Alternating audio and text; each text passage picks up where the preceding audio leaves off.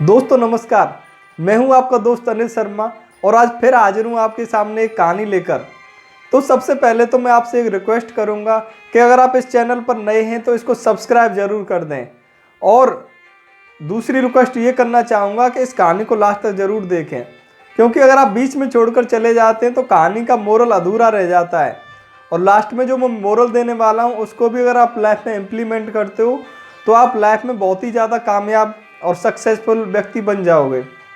तो चलिए शुरू करते हैं। तो एक गांव में एक बहुत ही गरीब व्यक्ति रहता था और वो मुश्किल से अपना गुजारा चला पा रहा था। तो एक दिन उसके यहाँ पर एक संत आते हैं और संत उसके यहाँ पर रुकते हैं और संत उससे बोलते हैं कि बेटे मुझे भोजन कराओ। तो वो संत को भोजन कराता है और वो एक दिन अपने पास रखता है संत को और उनकी बहुत ज़्यादा सेवा करता है।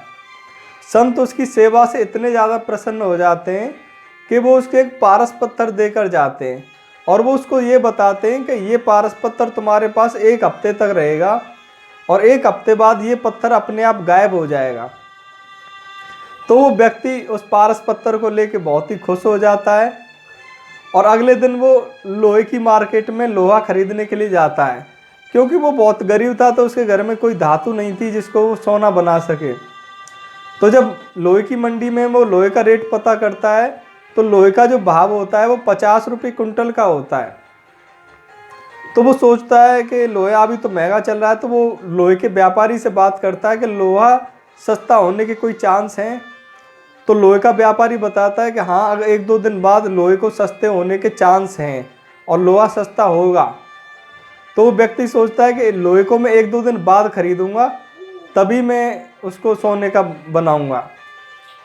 तो वो दो दिन बाद फिर उसी मंडी में जाता है और उस मंडी में जाके देखता है तो लोहे के रेट 2 रुपये सस्ते हो गए थे, लोहे के रेट 48 रुपये कुंटल हो गए थे।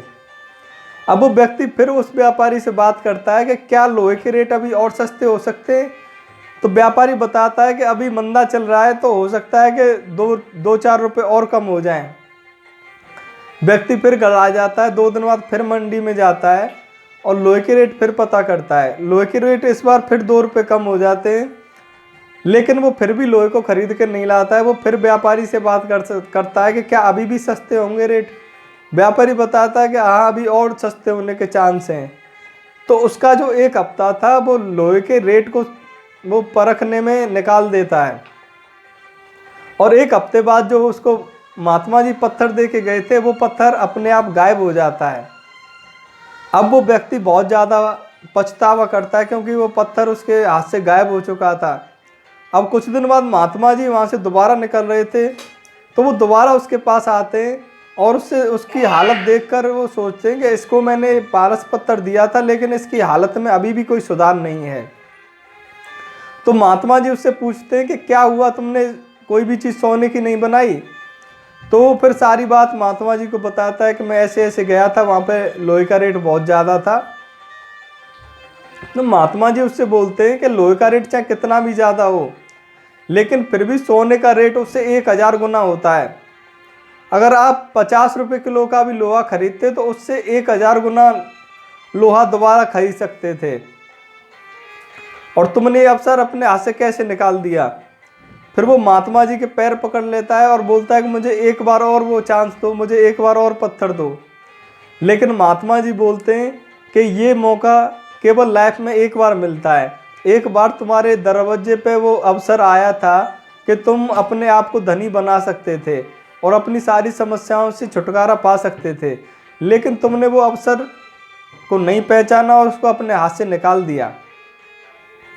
अब हमें इस कहानी से क्या सीखना चाहिए? हमें इस कहानी से ये सीखना चाहिए कि हमें भी अवसर मिलते हैं, लेकिन हम अपने थोड़े बहुत लालच के चक्कर में हम अपना थोड़ा बहुत लालच देखते हैं, 1-2 रुपये का लालच देखते हैं और उसके चक्कर में हम बड़े अवसर को अपने हाथ से निकाल देते हैं। जो बड़ी अपॉर्चुनिटी हमारे हाथ में होती है उसको हम हाथ से निकाल देते हैं।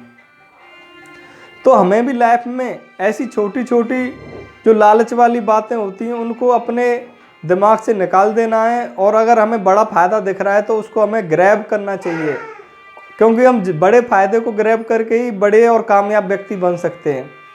तो आप भी अपनी लाइफ में इस चीज़ को इम्प्लीमेंट करें तो आप भी लाइफ में बहुत ही कामयाब और बहुत ही धनी व्यक्ति बनेंगे और आप बहुत ही लाइफ में जोशीले व्यक्ति बनेंगे, ऐसा मेरा विश्वास है।